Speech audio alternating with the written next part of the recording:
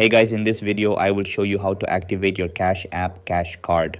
Alright, so let's begin. You finally got your CashCard from Cash app in the mail and you're wondering how to activate it. First, you're going to open that big envelope and pull out the paper that's inside.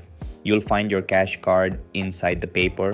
You'll see that the paper has a QR code on it and you can easily use that with your Cash app. Open up Cash app on your phone, and to get to the scanner, you're going to click the little scan icon in the upper left corner of the screen and use your phone's camera to scan that QR code on the paper. This should immediately activate your card. If you get an error message here, you might want to try again later. If you continue to get error messages, I would suggest contacting Cash app support. If you lost that paper that your card came on, you can activate it in the app without the QR code.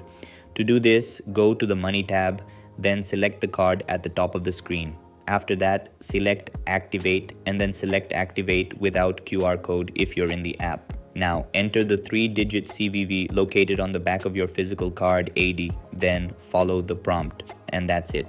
This is how you can activate your Cash app CashCard. So that's all for this video. Thanks for watching.